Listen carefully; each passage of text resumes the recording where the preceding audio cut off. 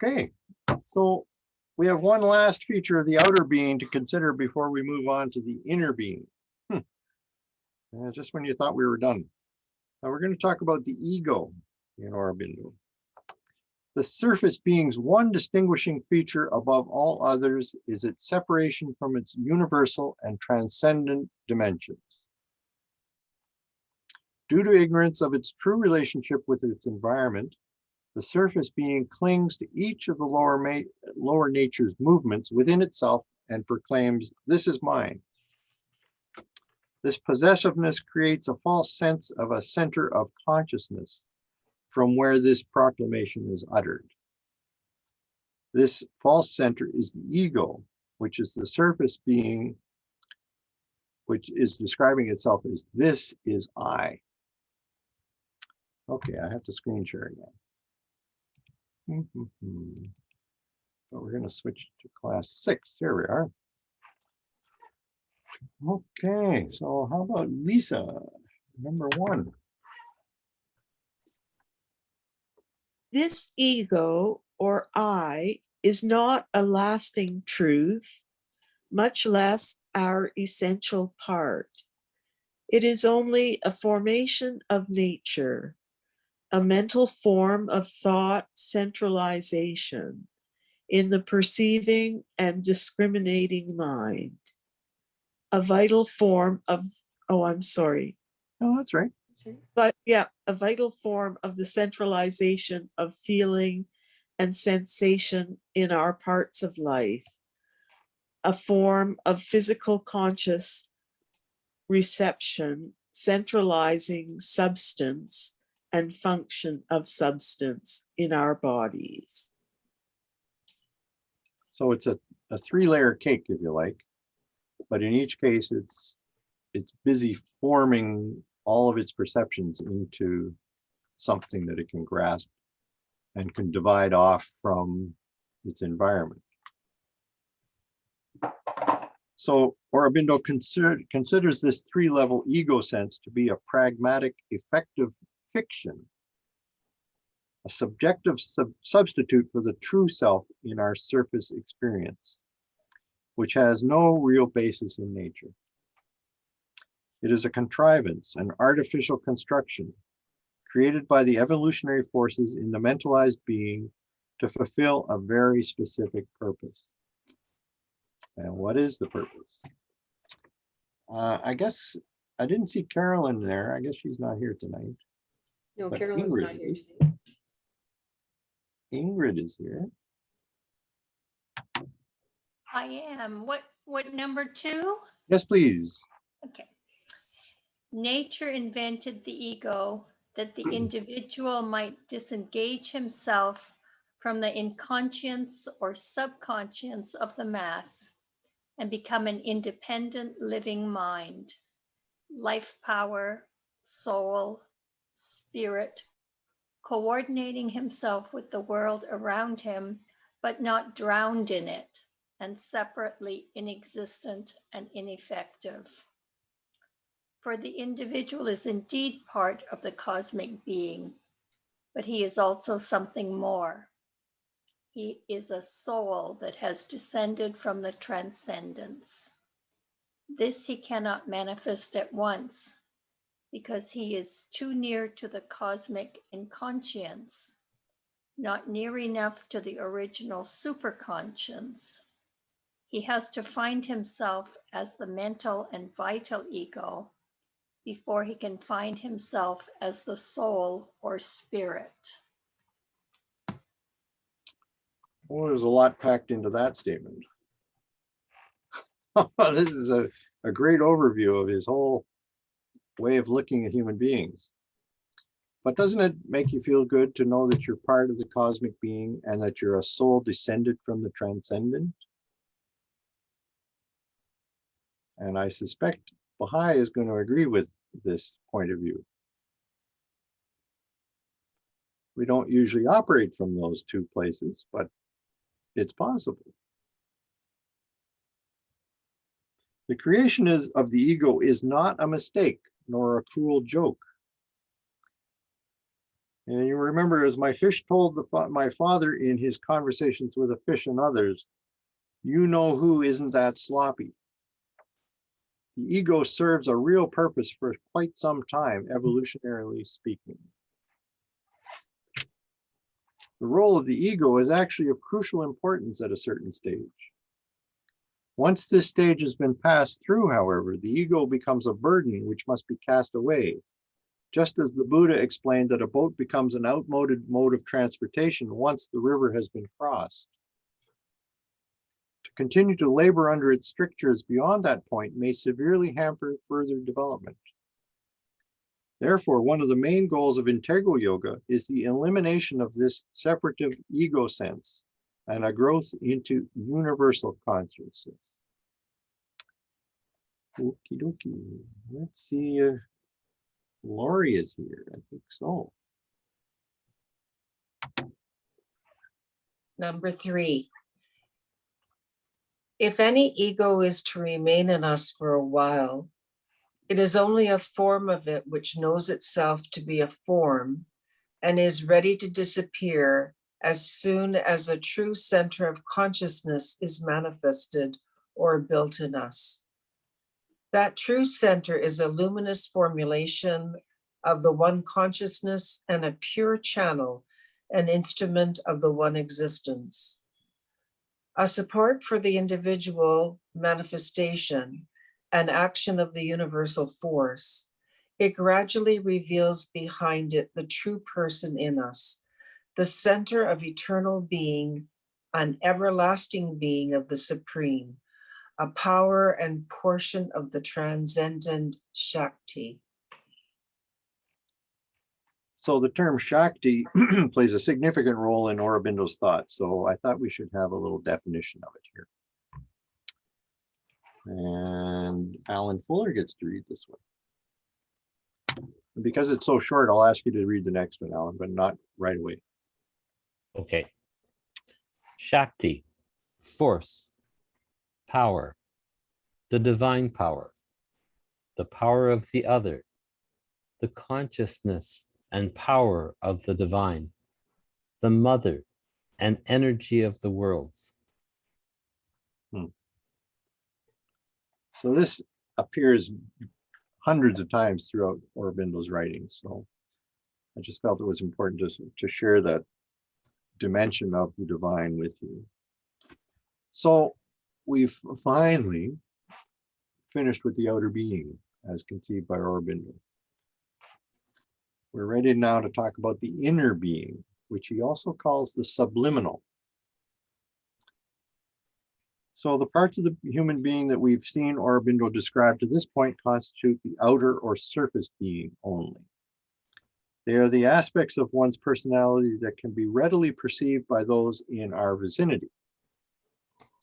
The vast majority of mankind's members know no other reality. Aurobindo's evaluation of their psychological perceptions is anything but complimentary. Okay, Alan, that's number 5. Okay. A principle of dark and dull inertia is at its base. All are tied down by the body and its need and desires to a trivial mind, petty desires and emotions, an insignificant repetition of small, worthless functionings, needs, cares, occupations, pains, pleasures that lead to nothing beyond themselves and bear the stamp of an ignorance that knows not its own why or whither.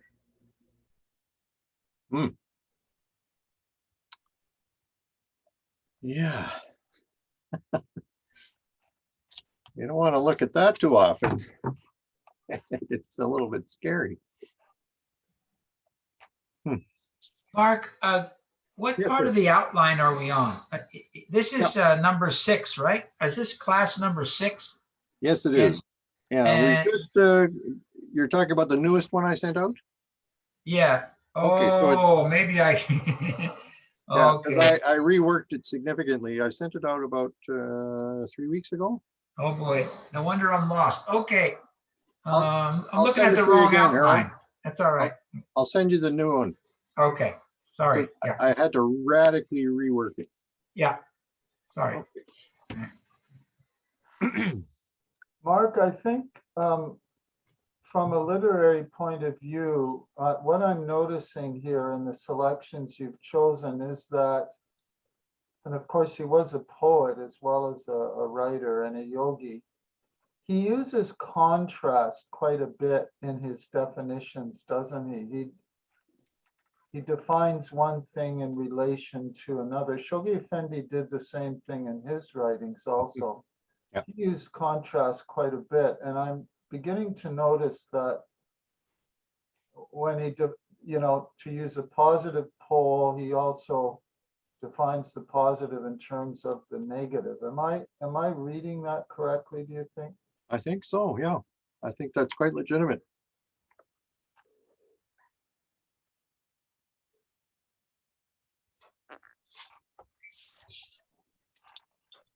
So the individual who lives only in their surface personality works on the basis of material nature's primary characteristic, separation. Their world is divided unequally into self and not self. To facilitate communication between these two, nature has equipped the surface being with a number of mechanisms for receiving, interpreting, and transmitting information. Okie dokie, how about Belinda? Number 6. Excuse me. We unmuted? Yeah. Okay. Nature then creates indirect means of contact by physical organs of sense, a penetration outside, a penetration of outside impacts through the nerve currents, a reaction of mind, and its coordinating acting as an aid and supplement to the activity of the physical organs. All of the methods of an indirect knowledge for the surface consciousness is forced to rely on these instruments and cannot direct actly on the object.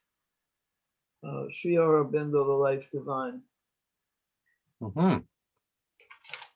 So ordinarily, human beings are restricted to this indirect form of communication with their environment. They therefore conclude that this is their sole means of interaction.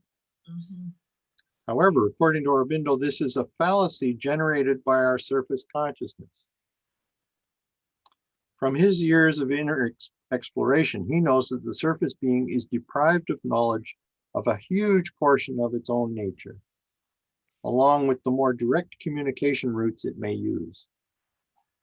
As we saw earlier, the surface being is merely the proverbial tip of the iceberg. Maybe David Erickson could read this one. Okay. Number 7. Mhm. Our mind and ego are like the crown and dome of a temple, jutting out from the waves, while the great body of the building is submerged under the surface of the waters. So Aurobindo explains that by pushing psychological experiments and observation beyond their normal bounds through yogic discipline, one begins to perceive a subliminal self normally hidden from the view of waking consciousness. This occult self is much more capable of a manifold knowledge and dynamism than our surface mind, life, or body. In Aurobindo's vocabulary, the subliminal is a comprehensive term, embracing many parts of the individual. It includes those parts which are below waking consciousness, which we've already talked about, the inconscient and the subconscient, those which lie behind waking consciousness, which we're going to be talking about shortly, the inner mental, the inner vital, and the inner physical. And finally, those are which stretch above waking consciousness, the superconscient. So I've got a diagram here to show you what I'm talking about. So here we are, a little X in the center. That's our surface personality. The bigger circle is the circumconscient, that aura. We're standing on the shoulders of the inconscient and the subconscient down here. So there is behind us, or yeah, behind is the term he uses. There's an inner being, and even which has 3 levels, which is the inner mind, the inner vital, and the inner body. And then there's something that supports all of those called the inmost being, which is what he calls the psyche or soul. And it's a representative of something called the Jivatman, which we'll talk about next week.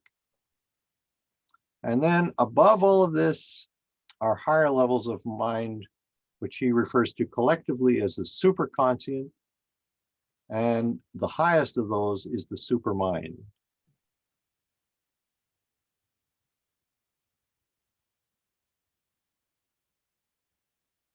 So there's a lot in that little diagram that I made more than 40 years ago.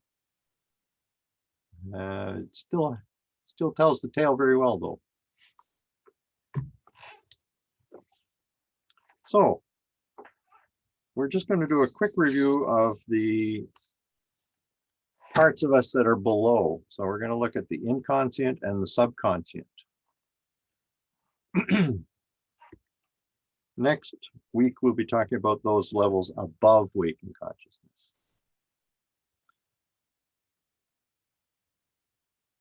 So there are depths within the human being which appear to be inconscient, that is, devoid of consciousness. These comprise our material basis and a good part of our life and body. The inconscient in human beings corresponds to the cosmic material plane. Both the individual and the cosmic inconscient are understood by Aurobindo to reside at the greatest distance from Sat Chidananda, which would, in this diagram, be above the supermind. So you can see it's at the farthest remove on that diagram. It's the deepest realm of ignorance, if you like. And we saw initially, through the process of involution, the divine allows itself to be hidden within the inconscient, so that there's no apparent consciousness there at all. It's consciousness, but it's asleep. Okay, let's go back to our readings and number 8. Okay. So markets system is not working. So how about Durham? For number 8. And it's a short one, so I'm going to ask you to do 9 as well, Durham, later in a couple of minutes. The inconscience is an inverse reproduction of the supreme superconscience. It has the same absoluteness of being an automatic action, but in a vast, involved trance. It is being lost in itself, plunged in its own abyss of infinity. And this immediately makes me think of some of Baha'u'llah's comments about nature and how it's an expression of God. Each of the forms which has been differentiated within the supermind achieves its greatest degree of separation in the plane of matter. None of these forms has any means of communication with this new unawakened environment. An outside observer would be unable to detect the smallest sign of consciousness. Aurobindo maintains, however, that consciousness does exist in even the most inert created forms. This consciousness is inherent in being, but not awake in being. As a result, it is an unquestioning instrument in the hands of the Creator. Okay, Durham, number 9 then. When it, this involved consciousness. When it acts and creates, but it acts first as energy and not as consciousness. Everything is arranged with the precision and perfection of an intrinsic knowledge. In all material things reside a mute and involved real idea, a substantial and self-effective intuition, an eyeless exact perception, an automatic intelligence working out its unexpressed and unthought conceptions, a blindly seeing sureness of sight, a dumb, infallible sureness of suppressed feeling coated in insensibility, which effectuate all that has to be effected. Mark, isn't he describing what we call instinct here?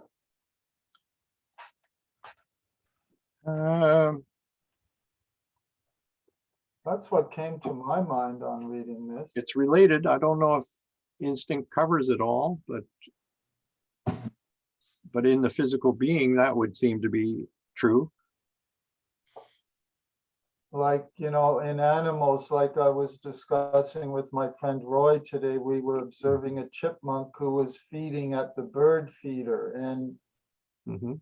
so we started talking about this, and I said, Roy, do you think when the, I mean, the chipmunk knows that it's hungry, right? But in what sense,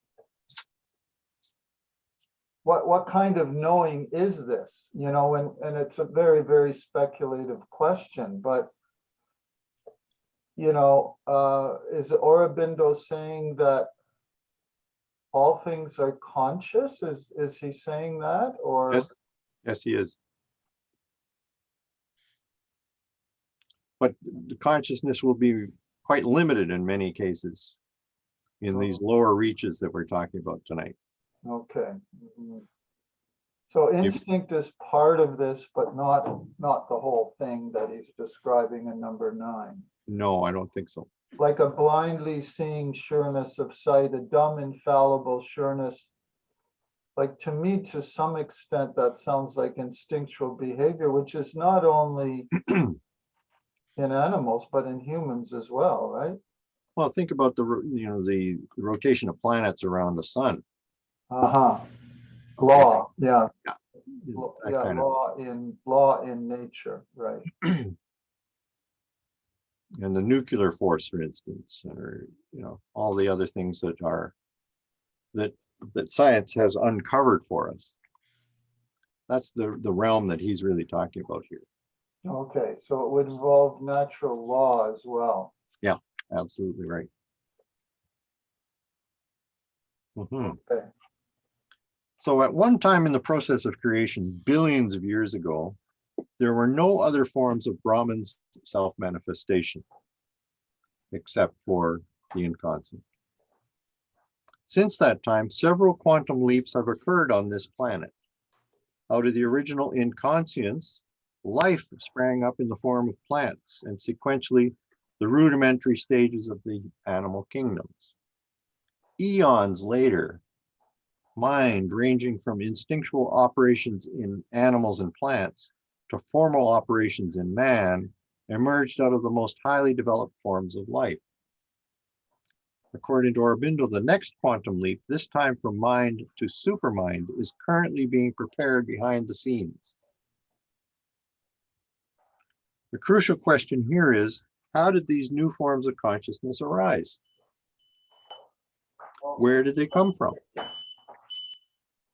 In reply, Aurobindo agrees with Lucretius, who famously believed that nothing can be created from nothing.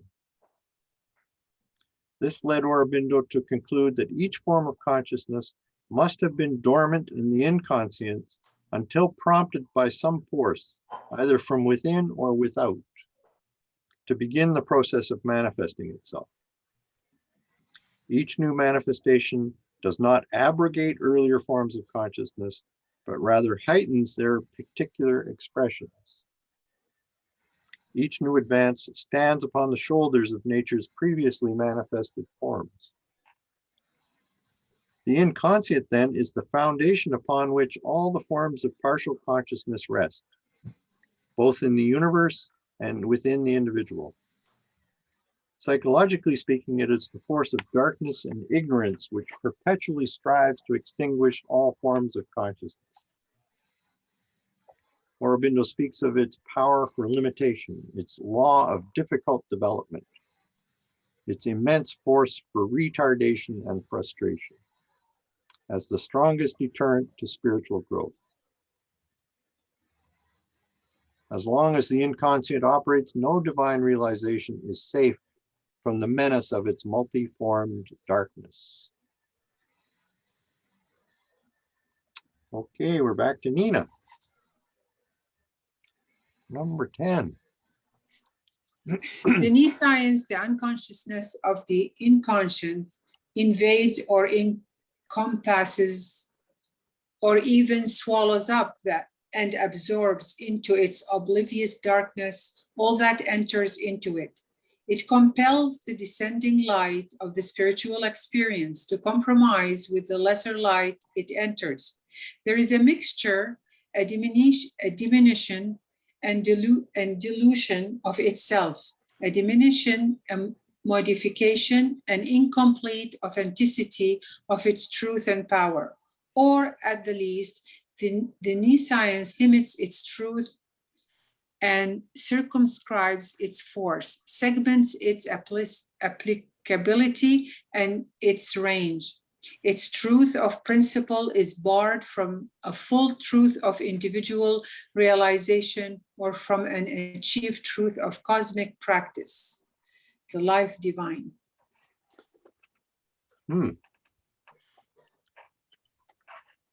So it's all in the minus. So this is an important point that when the divine enters the realm of the human, the darkness that is the human dilutes the message. Right? The color of the glass will take that beautiful white light and turn it into red or blue or whatever it happens to be. Or the mud, you know. Everything is impacted by it, but hardly anything except a pure mirror is going to show it in its true nature.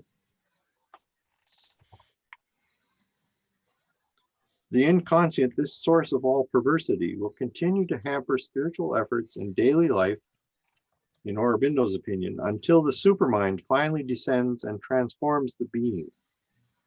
For only the supermind, with its reconciliation of contraries in the original reality, can take up and so discover the pragmatic solution of the enigma posed by this most unconscious of all realms.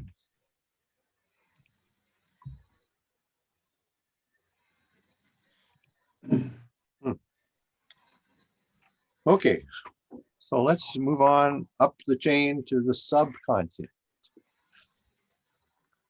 A vast portion of the human being exists in a slightly more conscious state than the inconscient level, but below even our most obscure physical consciousness.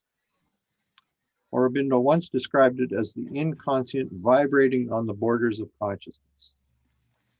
As he explained in one of his letters to a disciple, the subconscient is that quite submerged part of our being in which there is no wakingly conscious or coherent thought, feeling, will, or organized reaction.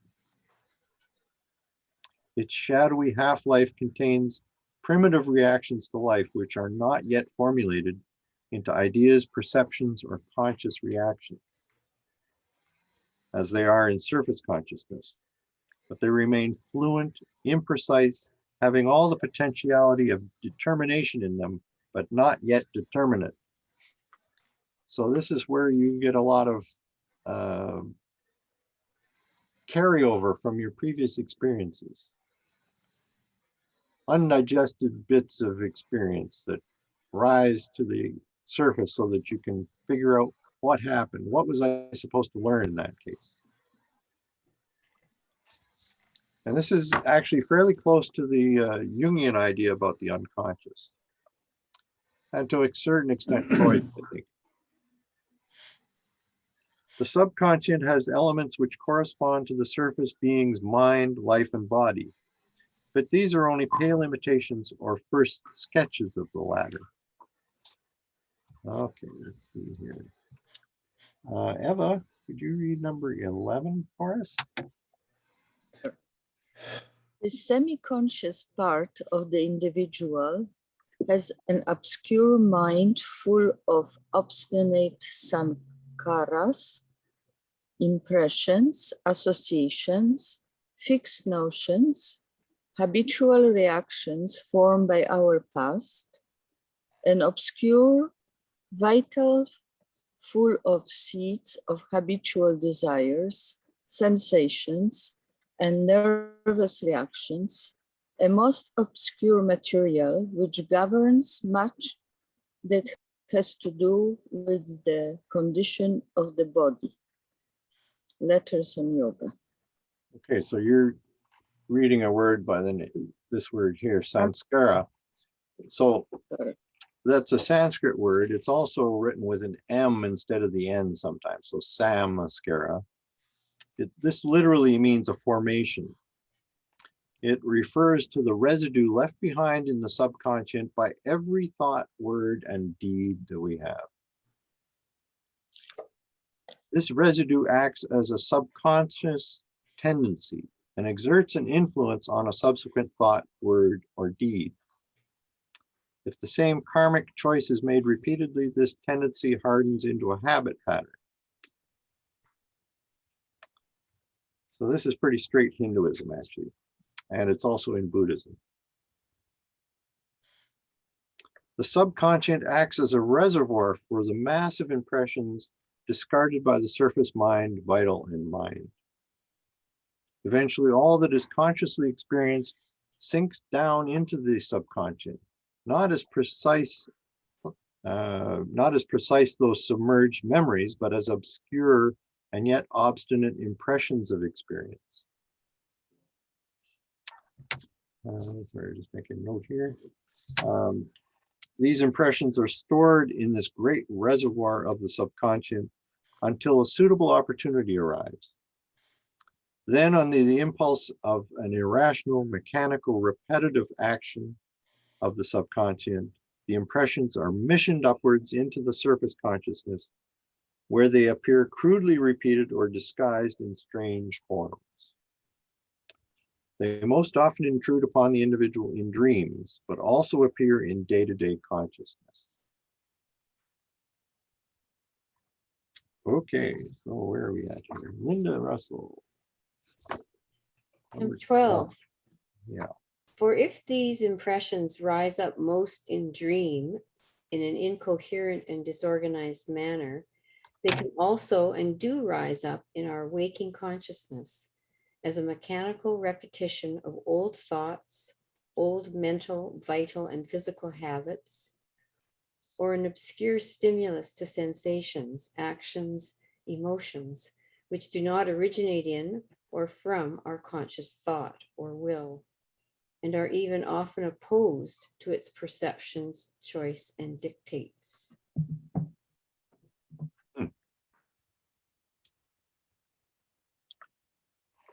So the size, range, and power of this region's obstinate resistance to mental and spiritual injunctions is often underestimated.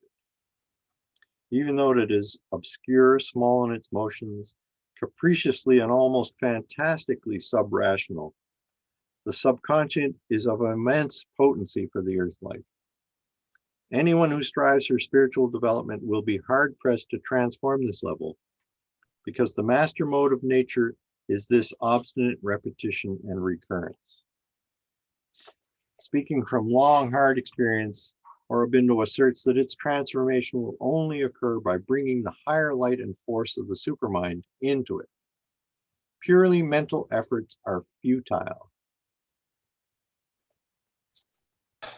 Okay, so that's enough of the lower levels of consciousness. I'm sure you'll be happy to move on.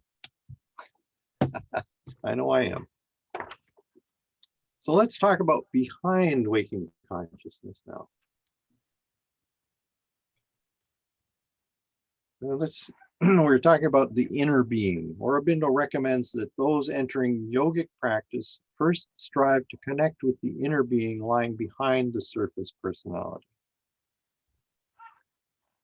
Okay, Harold, number 13, please.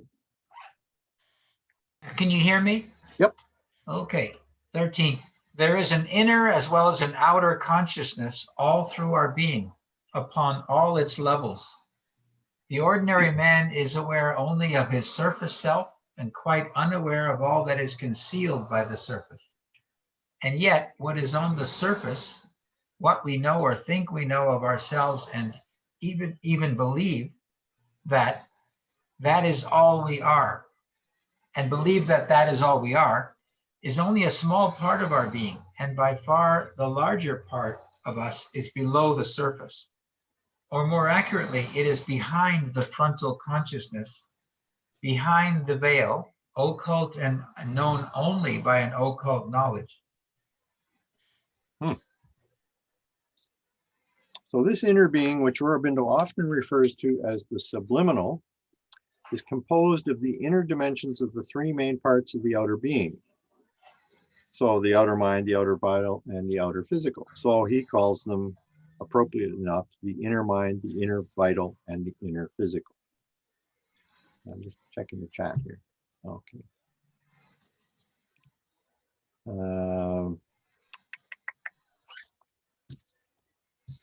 So Bonnie's just left. So how about Jennifer? Mark Durham has his hand up. Oh, I see. I'm sorry. Didn't notice. Please. In this quotation, he says the ordinary man is aware only of his surface self. Yeah. So what does he mean by ordinary man? And this is separated from what? From a philosopher, from a professor, or what? The ordinary man is aware only of his surface. I think he's speaking in terms of religion here, most of all. So a person who gives no credence to any kind of inner reality at all. They can have a highly developed mind, but they still don't believe that there's a spirit involved in the creation of the world or anything like that. That type of thing. Okay. So what you're saying is that someone who does not have faith or something like that, right? Yeah. Yeah. See. Thank you. Okay. So that's one of the reasons to use the term surface personality, right? They're all trapped in what you can see and detect through your senses, that kind of thing. Okay. Okay, so Jennifer, are you available for number 14? Mark Allen had his hand up as well. Oh, okay, sorry. Sorry, I wanted to sort of go back to what Durham said. Okay. Is where does faith fit in? Does a person have to be a man of faith to be able to access the different parts of mind according to Aurobindo? Does they have to even believe in the divine? Or is it just a practice? No, not necessary, actually. I agree with you. I mean, an ordinary man could have some concept of what is below the surface. It's not only because someone doesn't believe in a religion or have faith in God or something. They look at only materialistic part of their body. Maybe that's what he's talking.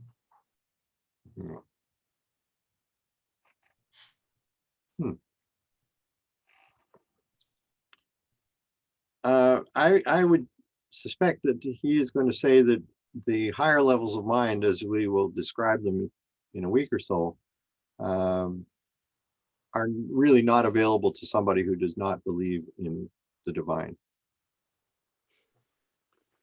And you'll see by the nature of the types of experiences that he outlines that that's really ruled out.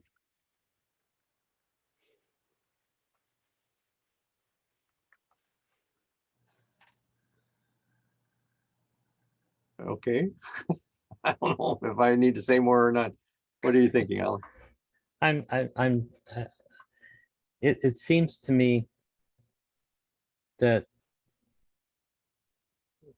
unless we're sensitive to the possibility that there is more to us than just being intelligent animals, we don't search for it. Yeah. And therefore this concept of faith becomes very important in the sense that it leads us to a search for more than simply self. Yeah. But there's another piece to that somewhere too, and that's where the concept of service comes in. That in a sense, those who serve and seek to serve selflessly, I think, are drawn to God, if you will. And there is something which occurs between the divine and the individual. This goes back to a study that I mentioned many weeks ago, where they asked Canadians, Americans too, but Canadians in this particular sub-study, if they were aware of the presence of God.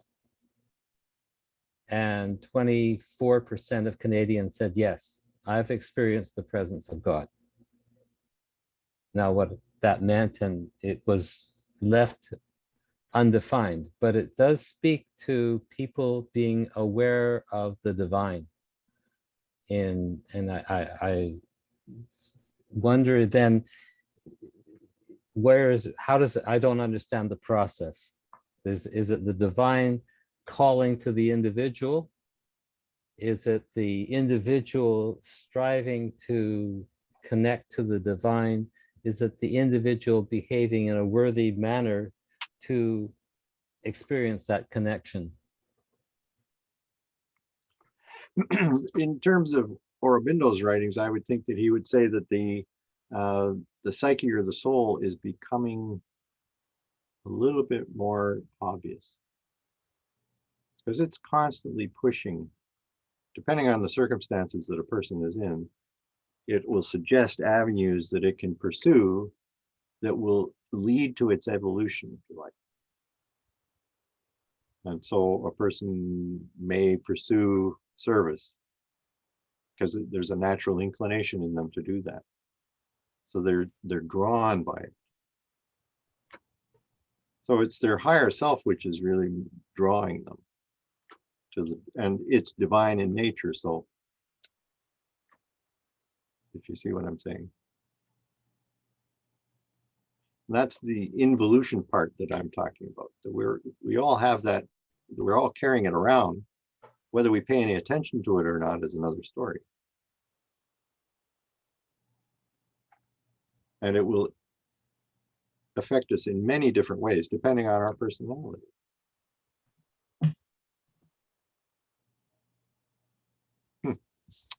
Okay, so I'm almost near the end of our talk tonight. So, where did we leave it? 14. Did we read 13? I was supposed to read 14. Ah, good. Okay, thank you for. I just get distracted. So, okay, go ahead. Are you going to screen share, Mark? I guess I had better. Sorry. Like I said, distracted. Okay, Jennifer, sorry. No problem. What we call our mind is only an outer mind, a surface mental action, instrumental for the partial expression of a larger mind behind of which we are not ordinarily aware and can only know by going inside ourselves. So too, what we know of the vital in us is only the outer vital, a surface activity partially expressing a larger secret vital, which we can only know by going within. Equally, what we call our physical being is only a visible projection of a greater and subtler invisible physical consciousness, which is much more complex, much more aware, much wider in its receptiveness, much more open and plastic and free. Letters on Yoga. So the inner mental, inner vital, and inner physical consciousnesses reside on the three planes of which surface consciousness is aware, but they do not share the outer being's restrictions. Okay, so Jennifer's had a chance. How about Linda O'Neill for number 15?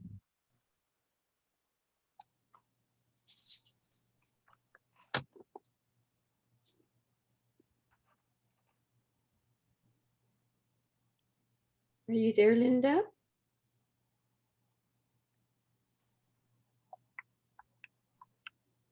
Not responding at the moment. Oh, okay. Well, I can go on to David's already left, I think. Mm-hmm. Is Sylvie still there? Yes. Okay. How about you? Right, 15. yeah, I'm here. Great. Ray. Number 15. Yes, please. The inner being is that concealed part of our being in which our individuality is close to our universality, touches it, is in constant relation and commerce with it. The subliminal, i.e. inner mind, in us is open to the universal knowledge of the cosmic mind. The subliminal life in us to the universal force of the cosmic life. The subliminal physicality in us to the universal force formation of cosmic matter. The thick walls which divide from these things our surface mind, life, body, and which nature has to pierce with so much trouble, so imperfectly and by so many skillful, clumsy physical devices are there. In the subliminal, only a rarefied medium at once of separation and communication, the life divine. Skillful, clumsy physical devices. A great way to describe it. So the inner being is considered subliminal because it remains hidden to surface consciousness. The doors of inner consciousness may be yogically opened on any of the three planes or their subdivision. In Aurobindo's experience, however, the most common entry point is the emotional vital center located in the heart. As one enters inner consciousness, the surface being is viewed as more and more superficial. This is due to the wider perspective and deeper insight into nature's workings, which result from the inner consciousness. External nature's forms and forces are seen as surface movements thrown up by universal forces as expressions of themselves. The surface being gradually takes on a dreamlike quality, while the inner consciousness, the realm of universals, is slowly accorded greater reality.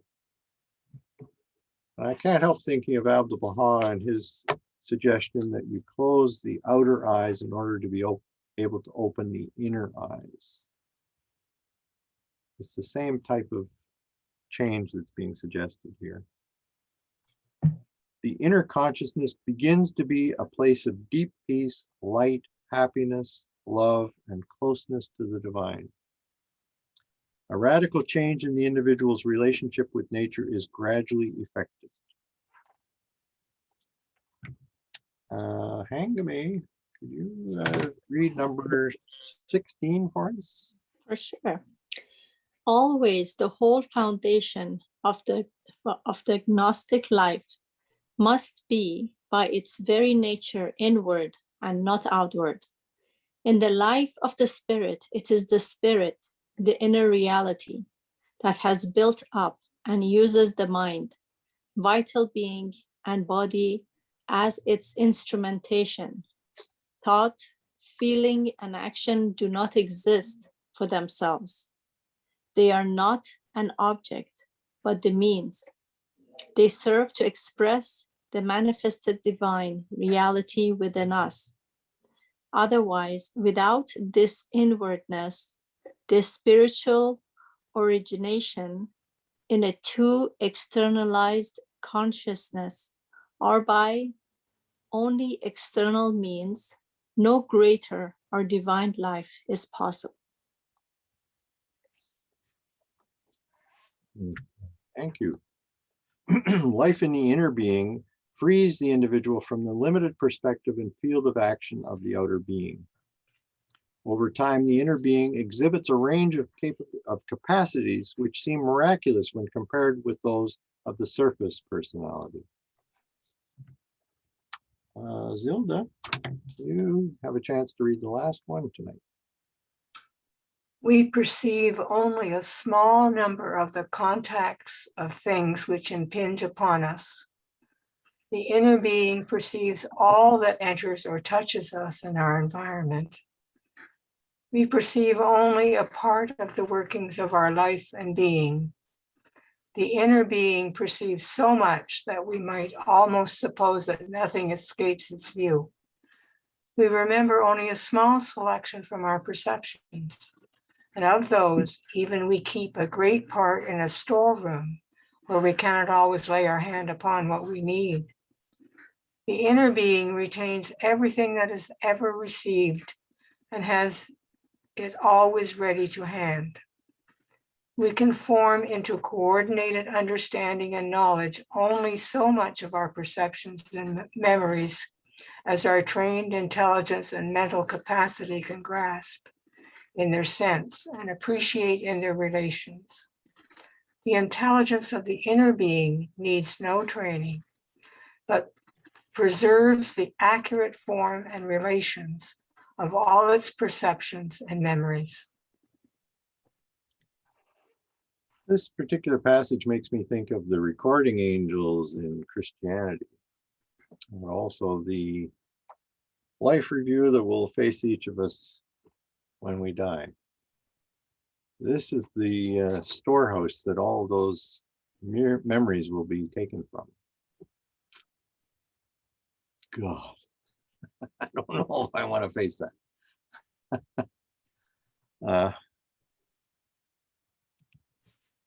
So in spite of its universal nature, the inner being is not described by Aurobindo as eternally peaceful. Unperturbable peace is an attribute reserved for higher levels of consciousness. The inner being, composed as it is of essentially the same planes as the surface being, is also subject to the movements of cosmic mind, cosmic life, and cosmic matter. However, its greater breadth does allow divine influence to be received more easily and widely.